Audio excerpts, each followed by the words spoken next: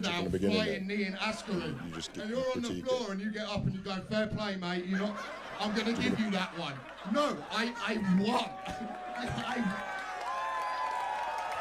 People were. No, I know how this works. I know where I'm stood. I know how this. I know Poor I'm guy. stood here. You're on stage. Yeah, I'm on fucking stage, you idiot. Bro. I love the man. Whoever went yay in the crowd should have tore her a new one as well. Fuck me, she's a Charlie. If you want to get Yay. So Jamali's just watching a video of me at the weekend dealing with a heckler. Yeah, or what? Or what? Oh, he is. Yeah. That's a stupid line you just said. If you want to get aggressive, you can get aggressive, and then you get upset at him for being aggressive. You did literally said if you want to, you can. No, but I'm saying it's like me saying like if you want to drink, Elliot, have a drink, and then you have a drink, and I go, what the fuck are you doing? I'm gonna post this online. I'm not saying to him in the context of what I'm speaking. I'm not saying you have my permission to get aggressive. I'm saying basically you are getting aggressive, and if you want to get aggressive, you can get aggressive, but it's not the thing to do. But he's not letting me. Yeah, I know. I'm trying to deal with a very angry saying, individual. For a man who uses words for a living, it's a poor choice of words. See, the thing is with me, when it comes to hecklers, I'm very calm, I'm very chill, and I just understand that, they're going through something. Okay, so to give context, I was doing because the opening of the podcast is just you watching my video. My name's Jamali Maddox. My name's Elliot Steele. This is the Drivetime show. We're live. We're live from the training camp. What training camp? Oh, not the good guys. You know what I mean? We're live from the other training camp. Oh, yeah. But the training camp, it'd be funny if it's just like CrossFit. Yeah. It's Barry's boot camp. I've heard about Barry's boot camp. What? They're training Al Qaeda. Imagine you go down to one of those CrossFit places in like Peckham or whatever. Yeah. And you walk in there one day, you've got like all on the monkey bars. You remember when Al Qaeda did that video on the monkey bars? They're just there. They're just there having training. But yeah, I was doing shows at Top Secret this weekend. So this is your weekend? A club I rarely ever play. Yes. I was at Top Secret. And first show on Saturday. Man, let me just say, I had like a nice night up until this point. Met up with Tom Horton. We've gone for dinner. Had a nice dinner. He's on the show as well. What'd you have for dinner? I had a steak and chips. Yeah. And went over to the gig. He goes on before me. And it's feral. Christmas. It's Christmas. Is it Christmas parties? I don't know parties, but it's Christmas. It's Christmas, yeah. It's Saturday night. They've been drinking all day. They've been out, probably on the gear. Yeah. Because I've always wondered, like, so I go out with my friends, I do a couple cheeky bumps, and then what I think is, let me go somewhere where I'm kind of expected to have to sit and listen. Oh, yeah, it's a terrible idea. It's a weird idea, isn't it? Yeah. For a long time, like a comedy show is what? How long is a comedy show? Hour and a half? 2.5, 2 hours sometimes. 2 hours. Yeah. That's a long fucking night, man. Yeah, well, just sit there. Me, as I don't do yak, I don't really drink. I love comedy. Yeah. And even I can't fucking sit for 2 hours and watch a show. No, I know with some of the people that are on these bills. Anyway. Well, not putting that. I think everyone's doing their own path for comedy. Yeah. Is that what you're saying? I'm in the Christmas spirit. Rather you two-faced little fucking cow. The things you...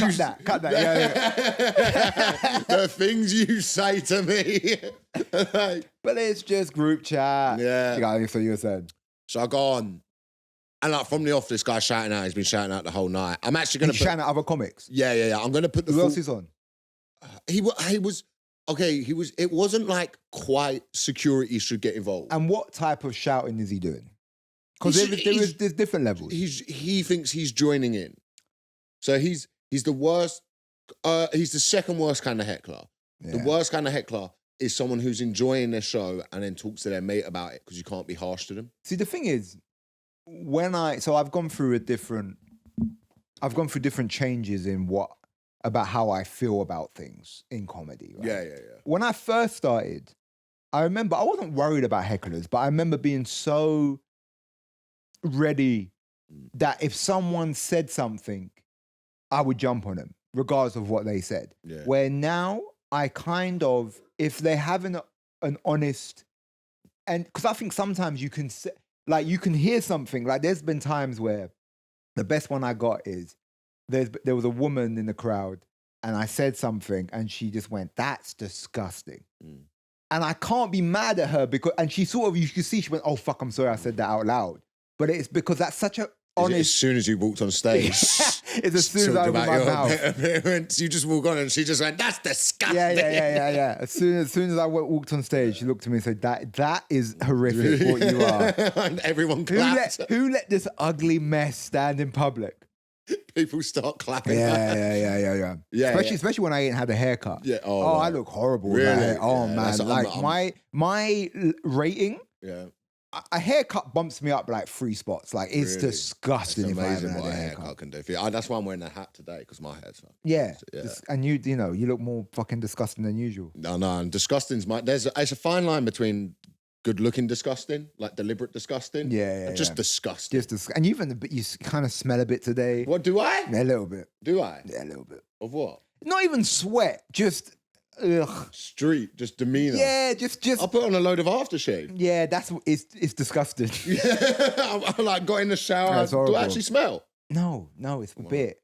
I'm just trying to do bits for the pod, El. I'm trying Well, then you're we're trying to get clips. You're putting out. What kind of clip is that? I Just don't you know. smell. Elliot, That would be the clip. I'll be honest with you, mate. I'm not really in the mood to do a pod today. Yeah. Not really feeling to do a pod, and we've got a commitment to our 1,000 listeners. For whatever reason, people seem to like this pod. It's a very small number of people, but they want their drive time. Yeah, you don't tell your friends. They want their fucking drive time, and they want it now. But I'm in a sensitive mood today because I've put that clip out. Yeah. And then you have everyone give doing well. Yeah, but then you have everyone give their fucking opinion underneath. But it's the thing, man.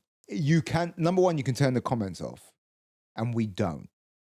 You know what I mean? I think do you know what I am? Because I showed you that message someone sent me this weekend. See, I send you so many that people send me, but What one? Fuck off, you cunt. Oh, yeah. Yeah. And the guy's, and I looked up his Instagram, and he's had cancer 6 times. I'm just saying. We're just going to leave that out there. I'm just saying. He's had cancer 6 times. I ain't got to say nothing. I think God's going to get it. Yeah, take the hint, bro. I think God's going to get it. Take the hint. Take the hint. Maybe all the negative energy you're storing is giving you cancer. Bro, is what I'm saying. If this guy dies, it's going to free up so much money on the NHS. Yeah, I'm just saying. It's not immigration that's the issue. It's that you keep on getting cancer. You horrible little cunt. Anyway, it's true though. Yeah, every photo's him in an NHS hospital, you fucking little cunt. We are both in a foul fucking mood we're in a today. horrible mood. And I wanted to message him and say, listen, man, just focus on the cancer. Don't worry about the content I'm putting out. Yeah, but you know, like, this is the thing, man. Hopefully it's mouth cancer for his nasty little trap. Hope he gets mouth and throat cancer. I hope he gets cancer in the fingers, so he has to nub. He was actually trying to send you a compliment in the wrong buttons. He has to use his nubs to say fuck off, you cunt. And literally, all I did was post a video. I didn't even post a video. I posted because I filmed. We're gonna get into that in a bit, and I want you to finish your story. But I posted a photo that I filmed at the Tommy Robinson Christmas Carol, and I just posted up the photo saying I filmed there. He doesn't know what I filmed. He doesn't know the angle. He doesn't know the clip. He hasn't seen anything. And he was so infuriated at the idea that I filmed it. And it wasn't I looked at his Instagram. He wasn't angry of the left-wing perspective. Okay.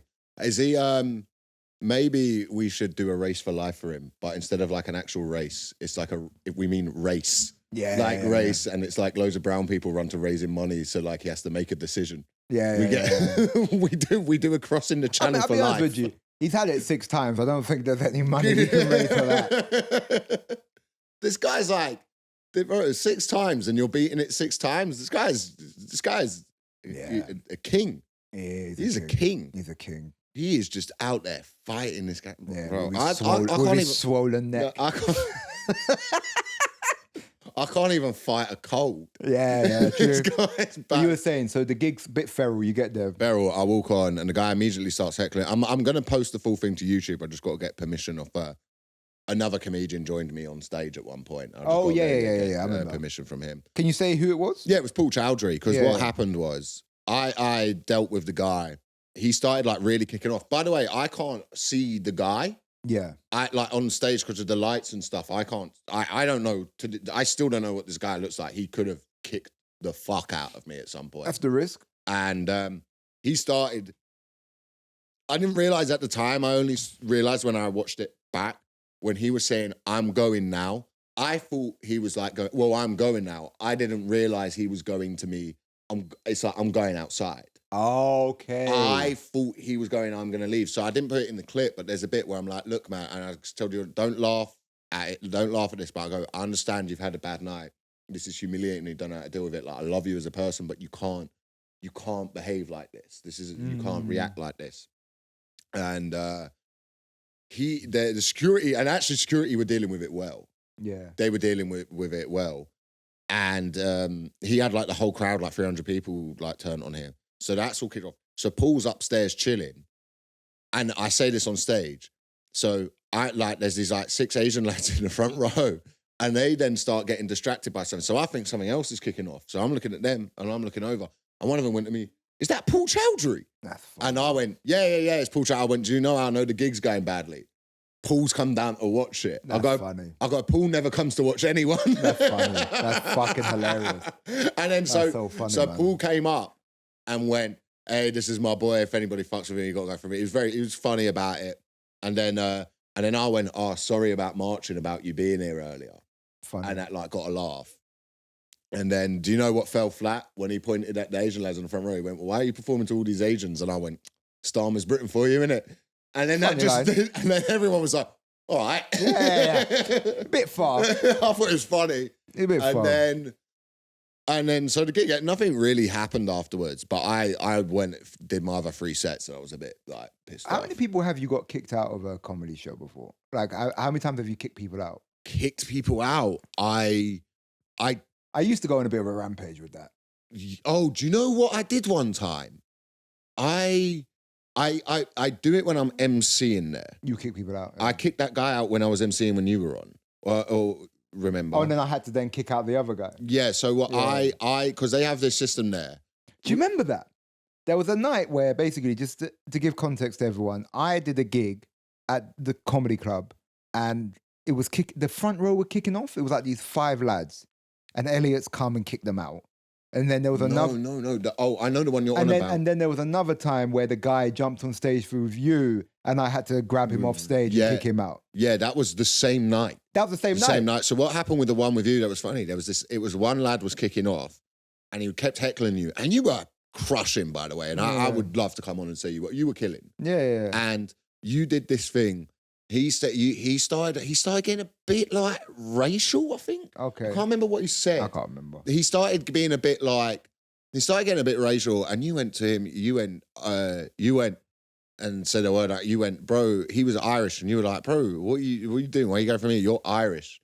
You was the word. Okay, yeah. Before I got it, and that got like a big laugh.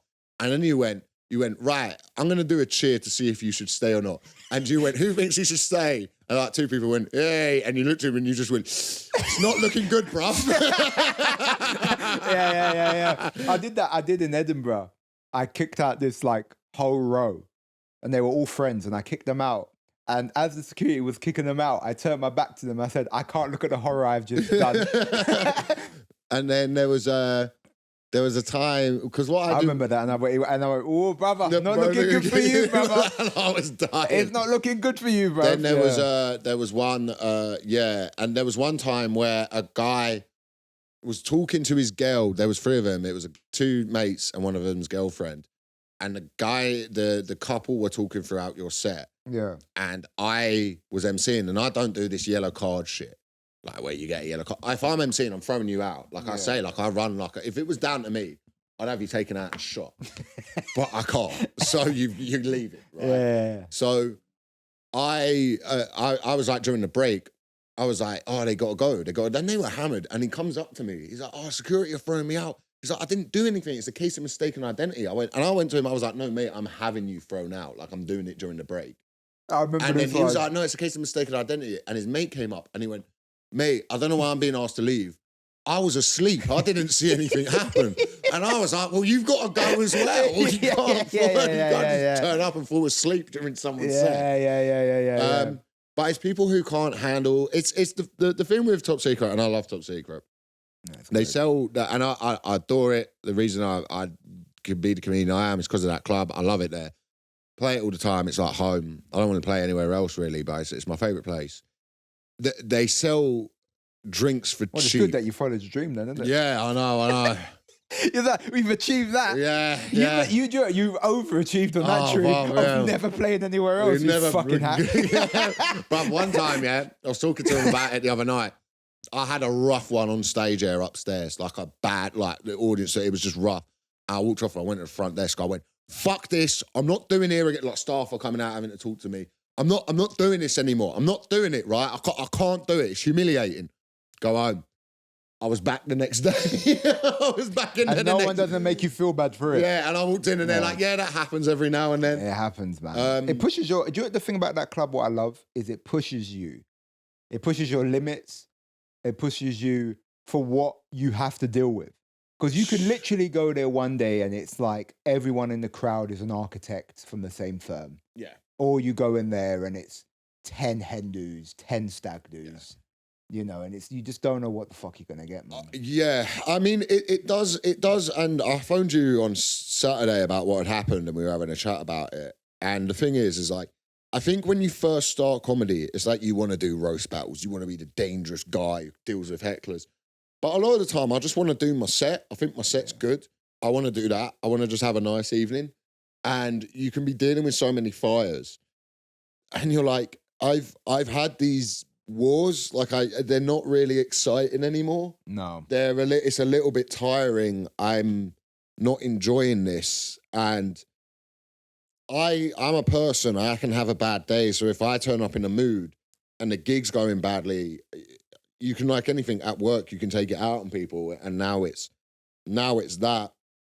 And, you know, it can affect you. And I think sometimes you can get a bit too, like the way you can be, I see it both ways. You can be a little bit too many times softened doing all the nice gigs and then you turn up to somewhere like that and you haven't got the chops to deal with it.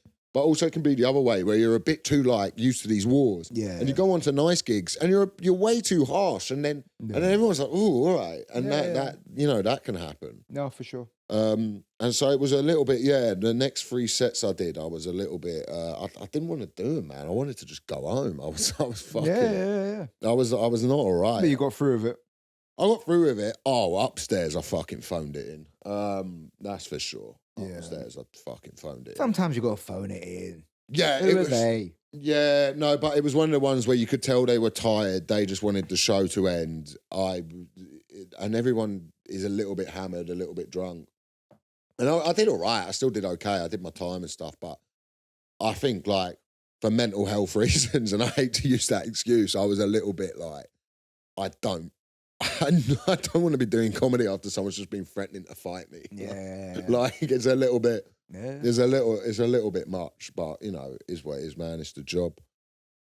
It's the job. It's the job. It's the job. Got to get on with it, mate. You know, I've got I've got soft hands from where I've never done an actual day's work in my life. Yeah. And then you were out meeting the far right again. Well, this is what happened. So I've gone to this Saturday.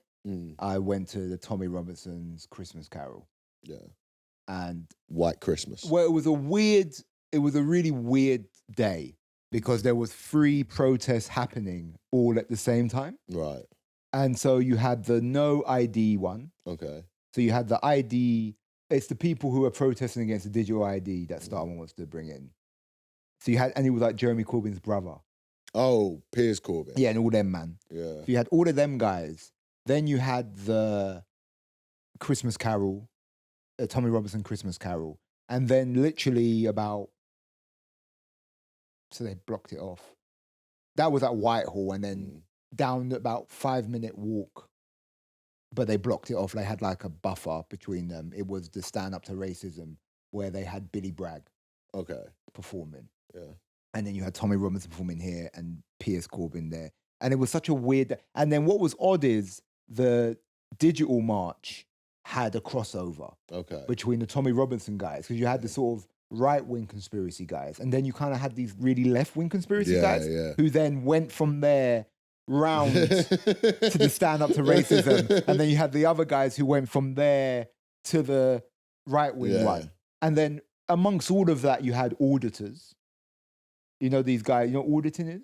So you got this thing called auditing, and I was thinking about making a documentary about it, but the documentary would have been too weird, and I'll explain what. So basically, you got these guys where they call themselves auditors. There's famous ones like DJ Audits and all these guys, and there's different strands of it. But auditing is basically, there's a law in England where you're allowed to film in public. Okay, yeah. And they have it in America too, where it's more under the First Amendment of the right of press. Yeah. But in England, you're allowed to film in public, and you're allowed to film stuff that is private property. So if I come outside your shop with a camera and you have massive windows, I'm allowed to film inside. Okay. And what they do is they film inside, and the security guard comes out and says, stop filming. And legally, they have a right to film. I know, yeah. I know. And then they go, well, I'm allowed to. And then they argue. That's just what they do. And then they get 1 million hits on TikTok and they make 10 grand a month, right? And so there's a lot of those guys. What they do is, because you're allowed to film so I saw Billy Moore there. Oh, yeah. He was there. Thailand. Yeah. I saw him there. I saw a bunch of them, and he's like an auditor kind of vlogger type guy. And you sort of have these right-wing auditors where they'll go to asylum seeker hotels. I met one of them there.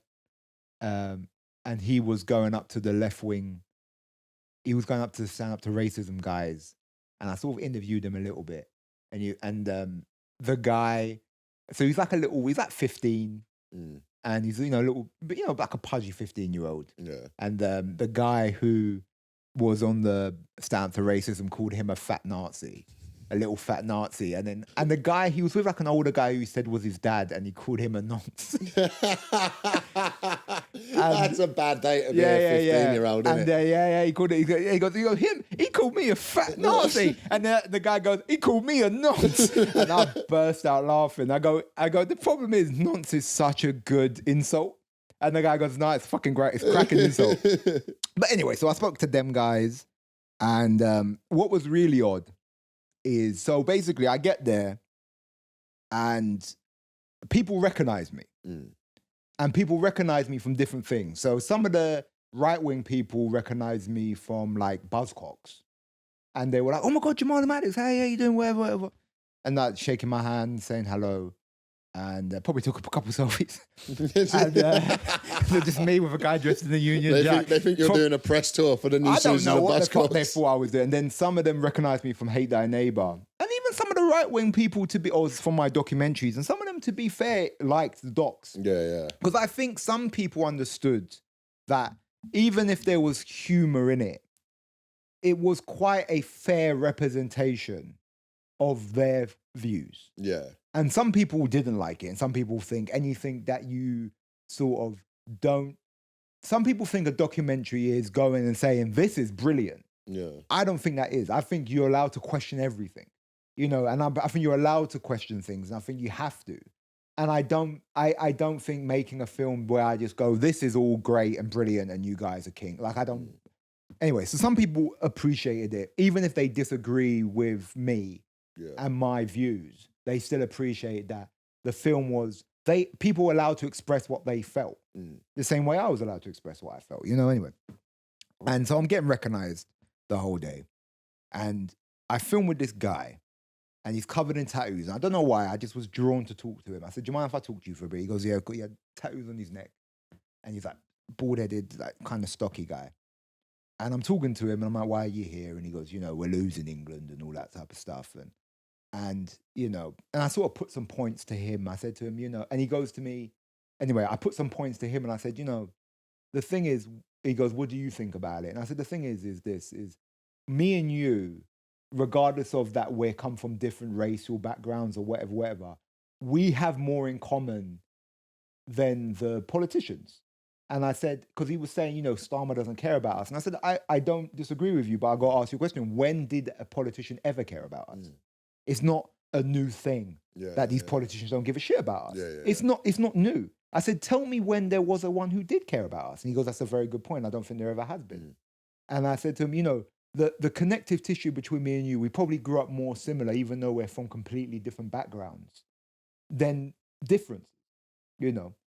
And we sort of had some common ground there. And he goes to me, you know, he used to be racist. And he goes, you know, he goes, he goes, you know, my dad is Anglo-Indian and my mum was Northern Irish. Wow, okay, yeah. And he goes, I used to be a racist. That's a hell of a Britain colonial mix. He goes, I used to be racist. He goes, I used to be racist. And he goes, my son likes coloured women. Okay. And he goes, I've got a black grandson and I love my black grandson. But he goes, I fight the urge every day to be racist. He goes, I just, you know, I have a couple pints, I'm with my boys and I have, it's a daily. I said to him, Lau, it sounds like an addiction. He goes, it is. I have to every day fight it. And I don't know if it's my ability but there's a moment sometimes, and I think it's when you hit a good moment in filmmaking, where for a moment, the person forgets we're talking on camera and he talks honestly. And I forget sometimes we're on camera and we have an honest conversation and we sort of get past all of the bullshit and someone tells me how they honestly think and feel and why they are the way they are. And he goes to me, you know, it is, it's conflicting. He goes, you know, I'm mixed race and I was a neo-Nazi. And I go, oh, fuck. So you were the proper, I thought you was a pub racist. This man was a fucking neo-Nazi. And he was like, yeah. And I said, isn't it conflicting to be mixed race and a neo-Nazi? And he goes, yeah, but my problem wasn't Asians, it was black people. And I go, what did you not like about black people? And he goes, mate, I can't, because once I start, he goes, swear down. He goes, once I start, I can't stop. He goes, I love it, I can't stop. And then he kind of twigs, then he kind of remembers we're on camera again, and there was a moment in his eyes where I kind of saw that he was like, all right. And he was like, what's going on? What? Why are you asking me? What's going on? I said to him, but I'm just having a conversation. Like, it's just, we're filming, you know, it's going to be for film, socials, you know, whatever. And so I go, and I can see he's getting agitated. So I go, okay, you know what? We'll wrap it up. Thank you. Shake his hand and I go. And literally I'm there and I'm so like, because I've got to think about, and I'm not saying he was going to get violent, but I have to think about my camera guy, my sound guy. I'm in their space. Yeah. You know what I mean? And what I mean is like, I'm in the middle of them. I have to think about my guys and me too. I've got to think about that. So I'm like, all right, let's just get out. We got enough today. Boom. And as I'm walking out, literally 2 seconds. So I'm in a sort of mode where it's not nervousness or fear or anger or anything. It's just heightened awareness. And you feel it sometimes when you're in a situation, and I've been in a lot of situations like that. You kind of just become heightened awareness, right? And then all I hear is one guy says, where's this going out? And he keeps asking me, where's this going out? What's this for? Where's this going out? What's this for? And before I could even answer him, I hear another guy just shout, Jamali Maddox. And I'm thinking he's like another Buzzcocks guy. So I'm like, hey, what's up, man? He goes, you're here to fuck us over like you did with the EDO doc. And I go, oh, shit. No. And I'm here and I got my camera guy and I'm just trying to fucking get them out. And I said to him, look, man, you're allowed to have your view. I think it was a fair film. But if anything, I think I've grown as a filmmaker. It was a long time ago. I don't think it was that. You're trying to answer like you're at Cannes Film Festival doing a talk about the making of filmmaking and you've not been surrounded by like 8 guys who want to punch your head in. You know what I mean? But I'm not even, it's because, again, we actually use the wider lens to capture the guy saying the N-word on this film. It's not, because again, it's not fight or flight. Right, okay. It's not like I have to go like, you know, fucking whatever. But it's not that. It's just, that's how I feel about the film. And I'm not scared. I'm not, you know, nervous. I'm not any of these things. I'm just heightenedly aware and I'm like, all right, I just got to get, and it's just, all right, fine. That's how you feel. Yeah. And I said, it was, you know, and it was a long time ago. Like, you know, and he went, yeah, it was a long time ago. And you trimmed your beard. looks good. And I went, thanks. I went, yeah. And then as I said, anyway, and I went to shake his hand, and he went, and he shook my hand. And as I'm walking off, he goes, and your uncle, the footballer. And I go, yeah. And he goes, yeah, he was quite good, actually. And what I realized is this guy hates my documentaries. He loves Buzzcocks. And he can't decide what he loves more or hates. He can't decide. And it was such a conflict. Because to know my uncle was in Danny, that's such a niche knowledge. Yeah. To know, and my cousin, my second cousin, but older. Your uncle played for QPR? Yeah, my uncle played for QPR. Yeah. And he was quite high regarded defender back in the 90s, right? And he couldn't decide. And to know that knowledge, you'd have to watch Buzzcocks or kind of be a fan enough to hear me on a podcast or, and he couldn't. And it was such a weird, I've never had that, where a guy genuinely doesn't know where his hate starts and his love begins. So he looks at you as this guy has come, made documentaries about us to make us look great, and we should fucking attack him. However, if we do, we might not get someone being rude to people in the lineup rounds. Yeah. And I love the lineup round. He loves that lineup round. He loves the lineup. He goes, you and Shaggy had chemistry. You and Noel Fielding's chemistry is quite odd, but good at the same time. We loved it. I like you and Greg's banter. Yeah. But it was I've never had that time you brought up that Greg had the watch, was rich too. But what you said about us was disgusting. Yeah. However, when Tiny Temper was on the show and you two really connected, was such a funny place. But it was such a mad place to be in, where I could tell there was there was something about my work that he did enjoy, but he hated that. And it was such that he was angered, but you could tell even when he went off, even when he said Jamali Maddox, you could tell he was a bit like, oh shit, like it was like he had it was fucking interesting. And then was it busy? I would say, from what I saw, and I didn't stay the whole night, so I don't know if more people came, but I'd say it was about, when I was there, because I remember I asked one of the camera guys, I'd say about 1,000, 2,000. Right, because that's interesting, because all the footage I've seen from it was none of the crowd. It wasn't the same as when he did his big march in London. Well, this is the thing that I think a lot of these there's this big call for back to Christianity at the minute, and a lot of it's online, so it seems like it's happening. But people really forget that we are a secular nation, and also people. Well, Charles Darwin's on the £10 note. Yeah. But also people it's the same as whenever I see anything religious uptown, I think it's dumb, right? So if I see people go uptown and they start going like, Christ is king, that's the same to me when I see a bunch of Muslims going, Allah Akbar. I'm like, why? Yeah, and it's like, I don't know if you've seen that thing. I don't know what's going on, but when people start slapping their chest in the middle. You're talking about their shears. Oh, right. So when they're when that's going on. I'm not sure. I don't know why they're slapping their chest. It's like that, you ever seen crumping?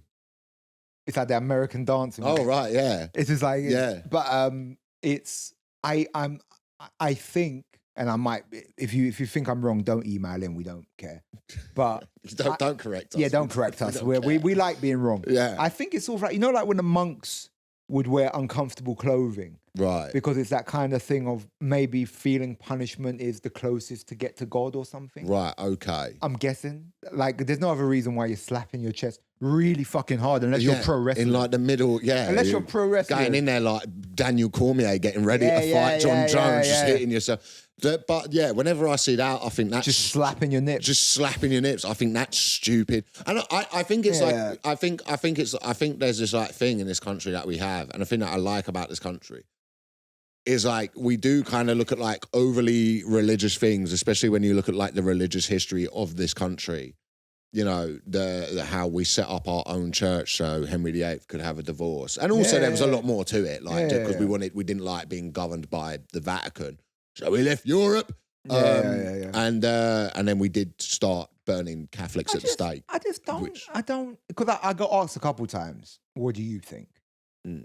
about the idea of Christmas being and that'll put it that Christ isn't in Christmas. And I was like, number one, I feel you're allowed to celebrate. No one's stopping you celebrating what you want to celebrate. Yeah. Like if you want to go to church on Christmas Day, that's no one's stopping you. And number two, I'm an atheist, or I'm agnostic at most. I kind of just want to eat my turkey and give presents. Like to me, Christmas is about I feel capitalism killed your Christmas, not nothing else. So that's an extremely good point. And I like capitalism in Christmas. I want presents. If I don't get presents on Christmas, I'm fucking pissed. Yeah. Oh, I want a fucking massive dry turkey. Yeah. And I want fucking presents. I don't want a fucking. But you know, I don't want an advent calendar where I open it and it's a picture of one of the fucking three wise men. Fuck off. I want a chocolate. Yeah. Give me my chocolate. I want a fucking Nestle destroying water supplies in India chocolate. All right? That's what I want. Every door I open, I don't care how many people have to die. I don't care. I want my Christmas. All right? But that's the thing. I want to watch Die Hard and put my girlfriend through that. She doesn't want to watch Die Hard. She wants to watch something animated. Die Hard is a Christmas film, babe. All right? That's what Christmas to me isn't. I don't want a religious Christmas. And you know what? But if you want it, have it. Yeah. But I don't get why I should have to have it or why the state should implement that to me. But also there's this, you're spot on when you say it's capitalism, because like Jesus doesn't like, I mean, Jesus sells and the commercialization of it happens, but the system you're in under capitalism, which is what a lot of like left-wing people are complaining about, and I'm not like tear it down and replace it with communism, but I'm like, maybe we should have a bit of reform in it. Nah. I like it. Yeah. You can't have it. You can't have it. It's mine. It's mine. It's mine. But that is what, like, that's the thing that has ruined you. But also, that's what's happened. You live in a system where like markets and trends are studied to see what sells, and it's about spending time with family and stuff. And you know, I grew up. If I went to a church, it was a Church of England church. My great aunt was incredibly religious, and I used to go to church with her. Like my parents were really cool, because when I was like 6, I started going to Bible study at school. My school was quite religious, even though I wasn't a religious school. Yeah, because all my mates would go, because everyone else at my school was Christian, Christian or Muslim. So I'd go because I didn't want to feel left out. I remember when my grandma, my dad's mum, is really super religious, right? She's like Baptist. Super church every Sunday. COVID, it was fucking online church. Yeah. Part of her church, you know, it makes her happy, whatever, right? And I remember we used to go Sunday school with her. I don't fucking know what was going on. And I remember one day my dad said to me, he goes, I was like, I want to go Sunday school. And my dad was like, you can go Sunday school or you can watch Cartoon Network with me. That was the end of Sunday school.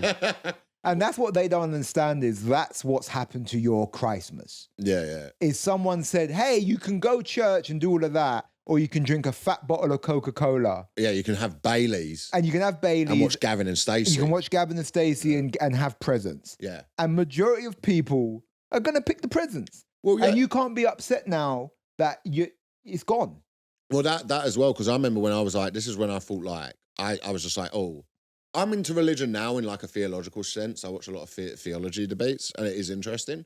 But I remember at 6 years old, we were doing the Easter story and the story of Judas, right? And I asked at 6 years old, I asked the woman in the class, I went, well, was Judas a good guy then? Because someone had to betray Jesus. So if that was, you know, I didn't say the word prophesize, but like, if you would be able to argue that Judas did a good thing and she just didn't like have an answer.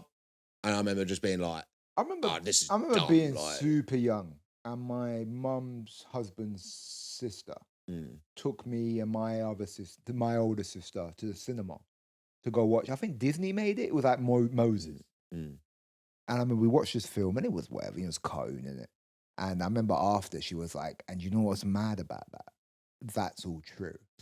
And me and my sister looked at each other, and we both went, no, it's not. Yeah. And we were young, and she was like, yeah, it's true. And we went, it's not. It's obviously not true. But it obviously didn't happen. There wasn't a man who parted the seas in heart. It didn't. And I'm happy for you to look at it and go, well, it's like a fable.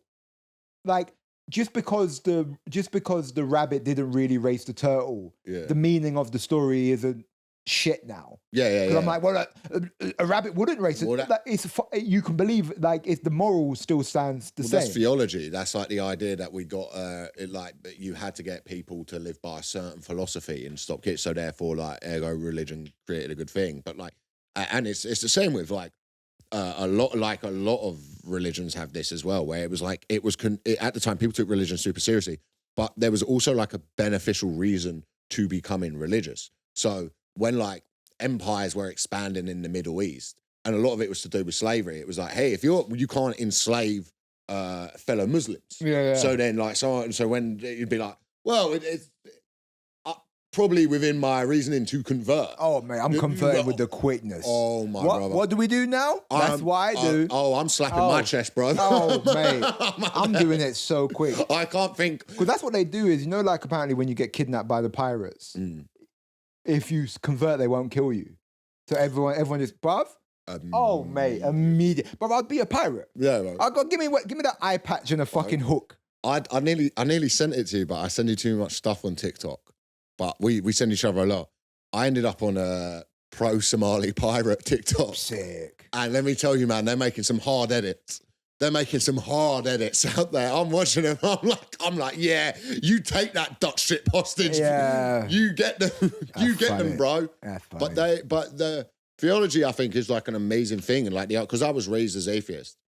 And my parents were really cool about religion. They were just like, look, if you want to go be religious, be religious. But then when I really think if you don't grow up within it and don't get one, the sense of community, and two, the sense of you will burn forever, you then find it a little bit harder to buy into the stories. My mum said to me, she goes, listen, if you want to be religious, do it, but like, don't not have fun. My mum said that. My mum was like, still go for a pint. Yeah. My mum was like, yeah, but have a pint. Like, don't be a fucking nerd. Yeah, and I guess as well, it's the same as like, I always think about this when, I think I've said it on here before, but like when it comes to like MMA and fighting and things like that, I think it's important. I can see the appealingness of God, because to believe God is protecting you in there gives you like almost a big advantage. Yeah. And I was talking to a comic about this one time, and was saying like, when I've turned up to like, and I was doing interclubs and stuff, but like when people were praying beforehand, and there's like a Muslim lad I'm facing, he's praying, and I'm like, oh, he's got Allah on his side. I've got like Christopher Hitchens. Like it's not the same. Have you seen? Did you ever watch the documentary on? It was on Netflix for a while, and it was about he was when Syria collapsed, and he was an ISIS commando. Have you seen it? No. And it's about him and his 3 sons. I think he's a widower. And it's him and his 3 sons, yeah. And there's like, the scene opens that his son's killed a little bird. And his son's crying. And he's like, I've killed this little bird. And the dad goes, it's okay. He's Allah wanted you to kill the little bird, and it's fine. And then they pluck the feathers and they cook it.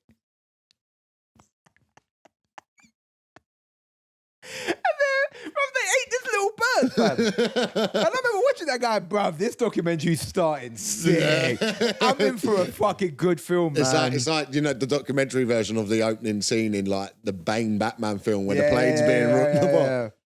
No, it's fucking mad. Yeah. But the maddest thing you got from this film is when we sort of talk about, extremism, from whatever side, but when we talk about extremism, I'm watching that film, and it's not something that, it wasn't like a realization, it made me go, oh, fuck, actually, that's mad, is they don't think they're the bad guys. No, of course not. And don't. when you kind of want to think that they know what they're doing's bad, and you want them to sit there and go, yeah, we're doing some bad shit, bruv.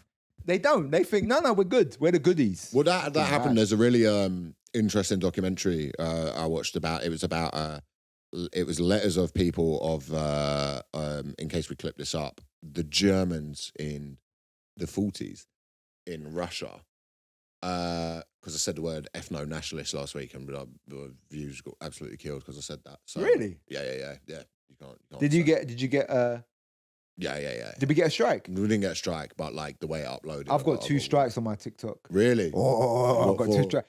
Documentaries. So the one where I interviewed the Nazi and there was like a swastika in the background, but I used that as the... Yeah, you've got to blur that out. I used it as the... No. It's even worse. I used it as the thumbnail. I used it as and I thought, oh yeah, no, they're going to be all right with that. And then the other one was when I did the documentary about the gangs in Chicago. Oh, it was so like guns. 13-year-old boys with guns. Yeah, you got to. And it was like you're it's not promoting, it's documenting. Yeah, you can't. But do you know what I mean? Though, like I don't. Yeah, you can't just be having swastikas and guns on your But the thing page. is, there has to be as the thumbnail, a 13-year-old with a Glock. But the thing is, there has to be some leniency to documentation. I understand what you're saying, because it's like I remember I had this argument with another comedian, and they were like, "It's great. Algorithm's great," and it's like because he's doing well. Yeah, we all know Vittorio. No, it's not Vittorio. It's not Vittorio. It's not Vittorio. If Vittorio thought it would get an extra 50 views, he would have a swastika in the background. Just him like... Yeah, he would hire a bunch of 13-year-olds to hold guns. It wasn't at him. His stand-up shows. It was another comedian who does... but his comedy, which I love, isn't what I'm trying to do. Okay. I do love his comedy, but it's not what I'm trying to do. And he's like, no, it's fine. I'm like, I don't know if taking away words... I don't know if taking away words is good, because it's like I'm trying to document this thing and it's a piece of news, if anything. It's a documentary. I'm trying to show you something and I have to blur out and beep words. Well, it's not who are we protecting by but listen, I get that there's going to be people who abuse that. So I guess I don't know. I guess like the logic is it's like that you have to say grape instead of rape, right? But I guess the thing that they're trying to like not let happen is like a bunch of fucking piece of shit men create a chain of like, hey, here's here's a question. I don't know if it's... But then everyone just says grape, so that becomes the language. It's called, a Yale professor came up with, I can't remember what it's called exactly, but it's like the conveyor belt of expression or something. So it's like, right, I'm going to use the words here, right? But it's like, people used to say...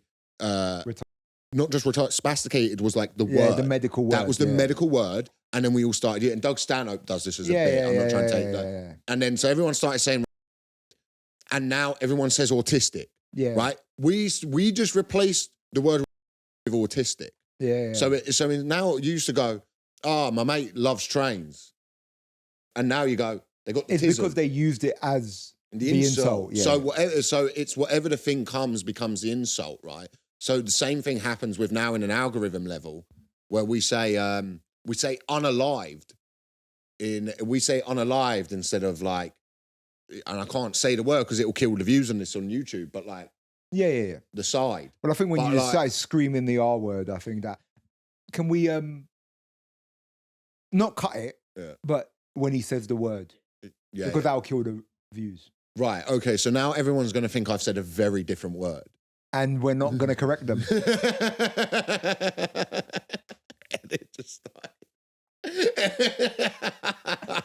Edit this in. I can't believe you said that. Get out my house. No, I get the point you're making. But also, going back to what you were saying about the good guys and stuff. But it's like, if we allow that, is it going to be more cunts than good people doing it? Well, I guess that's like anything in life, and I think the thing we have with algorithms and stuff at the minute is you live in this world where you think, like I said this last week, you think that's real. You think, like, as in you think that's your reality. You know, we have like this huge news, and everyone as well. And the problem I have with like content creation at the minute is you look at this horrible thing that happened in Australia this week, right? And there's immediately people doing like face to camera bits, giving their opinion about before news is broken, before we understand anything that's going on. And what has happened is because, there's a fucking huge problem with anti-Semitism in the world. And a lot of that's been normalized on fucking Instagram and Twitter and all of these things where people are just allowed to go on and be openly anti-Semitic. Tell me, Grok. Tell me, Grok. Grok, tell me. And then we've created this world where like people are stuck indoors. They're reading all of these things. They're seeing all of these stuff. And then also what happens is someone like comes out and then has to have, because I'm used to doing videos about things all the time, I now have to give my opinion about this thing I'm not even fucking informed on. Yeah. Not even going to allow people to mourn and just go, fuck, we got to do better than this, man. Yeah. We got to do better than this. And it's immediately, I've seen things of people like false flag, and it's like, fuck, how insulting. Like, if you go out there and just call something a false flag immediately, you should be kicked off. The thing you're but then the problem that happens is people go, well, freedom of speech, freedom of this, freedom of that. And so we're in this very peculiar time at the minute where there isn't a lot of checking on what's going on, because the other thing is the app feeds off that, because the app is designed to keep you glued to it all of the time. So it's in this, it's like a fuck they call it, a snake eating itself, where we're sat there going, fuck, this is horrible. Like, but then the algorithm has to allow that to happen so we can see more of these horrible takes and these horrible things to keep us on it. It's all just, It's all fucked. Listen, if you want your news, just come to the Drive Time, boys. Right, we got you covered. Should we shift some gears and do some problems? Should we what?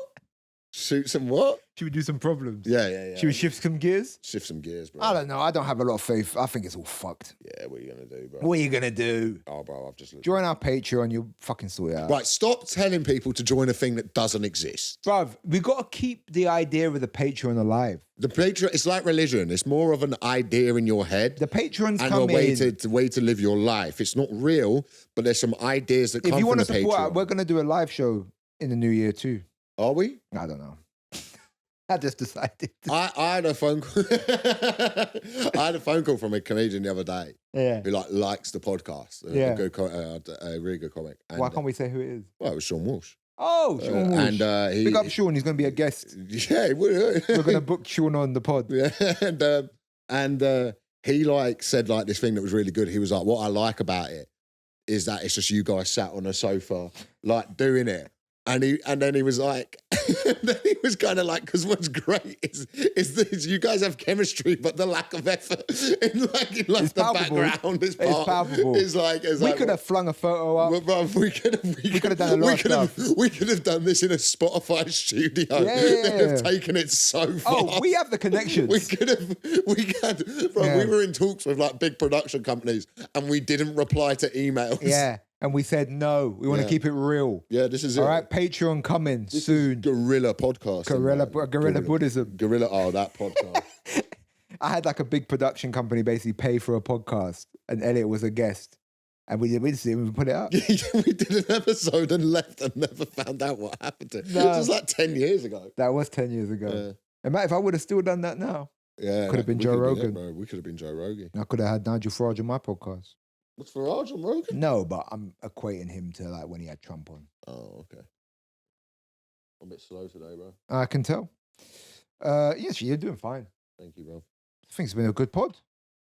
Yeah, producer seems thrilled. All right. I'm just joking with you, brother. All right. I don't know. I don't think we did this one. Great. Amazing start. But we're going to do this again. Yeah. I've been watching spicy vids at work in the toilet nearly 3 times a week. And my boss thinks I've got IBS. She does. Oh, he's wrote this terribly. She does. Basically, okay, let me restart this again because they've wrote this wrong. I've been watching spicy vids at work in the toilets 3 times a week. My boss now thinks I've got IBS. And she printed off a food map leaflet yesterday for me. I've had to wiki IBS and play along. Should I continue the deception or make up something else? Ideas? You've got away with a perfect crime. It's the perfect crime. What do you need advice for here, bro? And I think, do you know what? Stop wanking in the toilets at work, you dirty pig. That's what I say. No, of course, you shouldn't be wanking at work in the toilet. But at the same time, what I appreciate is you're doing it you're being paid to wank. That is cool. That is the dream. Being paid to wank is kind of the dream. That is the dream, man. Just being paid just to... And as well, it's man, you're beating off 3 times a day at work. That's too much beating off, man. By the 3rd time, it's just hurting a bit. Yeah, and also, I love it. Do you not walk back in with, this sense of shame and guilt? Yeah.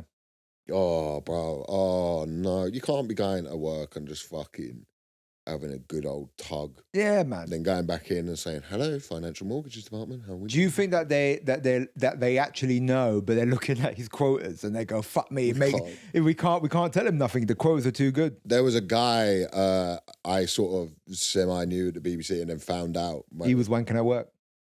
Bruv, he got caught 3 times at his desk. He got caught 3 times. How'd you get caught 3 times and still have the job? Well, this is the thing. I was like... That doesn't sound like the BBC. I was like... That doesn't sound like them. I was like, yeah, like by the 3rd time, they've got to be like, dude, you... So I kind of semi-knew him, bumped into him at the football, and my dad knew him properly, right? And like my dad saw him at the football, and he came over to my dad and like had a chat and stuff, and my dad was kind of like, oh... And as soon as he left, my dad, because like, if you're a guy who's been fired for being caught wanking 3 times at your desk at work, anytime you go over and chat to someone and leave, you have to be aware immediately, as soon as you're out of earshot, someone's going to go, you know he got caught wanking 3 times at his desk. This is the thing, yeah. So like, I was at the footy, and then like, we were watching the game and everyone started calling the ref a wanker, and I was like, you should go tap your mate and be like, see, he gets called it at work as well, bro. I think this, man. I think you've got away with something and long enough, and God has handed you a second chance. It's time to stop wanking at work. You're like... It's time to stop. Like, it's sort of like a drug dealer who's got away with it for 20 years and he's been offered a real estate business. And he doesn't take it because he loves the game too much. You're De Niro in Heat. You're De Niro in Heat. You're De Niro in You're Heat. De Niro in Heat. You need to know the jig is up. In my apartment, I only have a pair of Kleenex and lube, so I can grab and leave if I hear the heat round the corner. That's it, man. That's you, bro. That's it. You just needed that one last job. Yeah, Pacino's like hunting for him. They're going to sit down at a cab. They're going to sit down. Pacino's HR. Yeah. And they've both got so much in common, but they're on different, like they've never met someone they've got something in common with before. I also like wanking near work.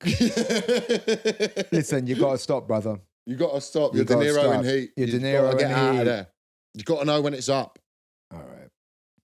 What's the next? We'll do one more. We'll do one more. Producer's saying one more.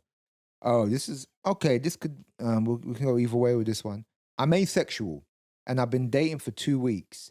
He might be the one, but he's always initiating sex. So I had to say it's my time of the month. Just not into something physical and def not aroused by the idea. Should I tell him or just go with it or back to Hinge? Wow. Okay.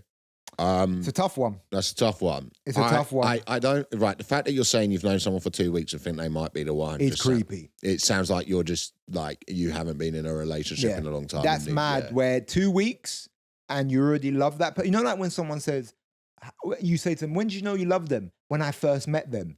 You're a fucking criminal, man. Oh, I do that. Bo, do you know what? I'm going to be absolutely honest.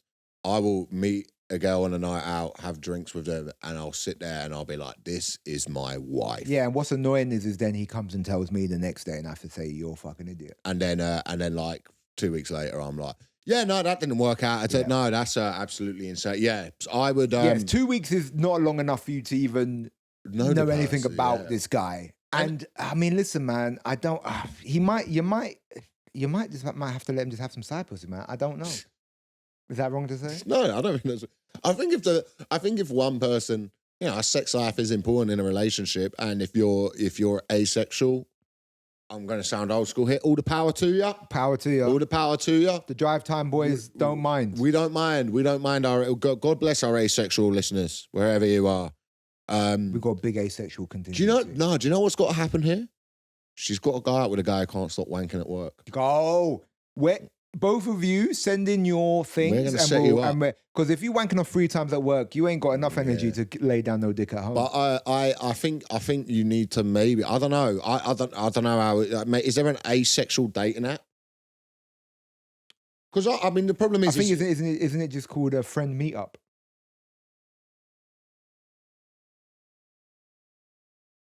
I thought, yeah. Well, it was bare in my head. I couldn't figure the name of the app. We all got to fucking deal with that. Yeah, all triple. There was a... No, but it's like on Hinge, yeah. Like, because the thing is someone will... Like, the problem you have with Hinge is you can probably go on it and put that you're asexual, but I see people put, I'm a Christian on there and I want to get married. I think you got to go field. I think the problem is you're on Hinge, you got to be with the other people who... Isn't field way more... Yeah, but Field's also, you can put stuff like, I'm an asexual monk. And someone will go, well, that's fascinating. You know what I'm saying? Like, I think you can be a bit more alternative. So, Field, you're on the wrong app. Be an asexual dating app. Yeah, you're on the wrong app.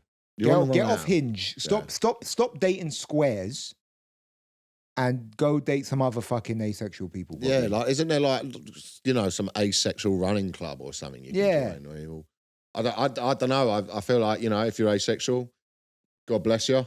God bless you. I mean, if you, what is it? You just don't want to have sex? Yeah, he's got low sex drive.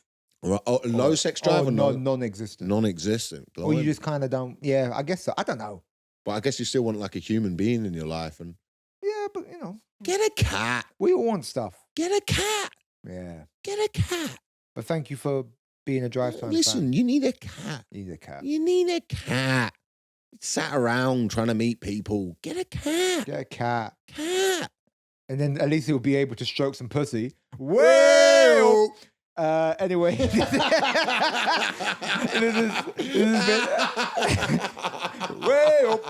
has been the drive. Yeah. Patreon becomes like MTV. Dangerous comedy. Dangerous. My name's been Jamali Maddox. I've been Elliot Steele. It's been the Drivetime Show. Thanks for listening. Merry Christmas.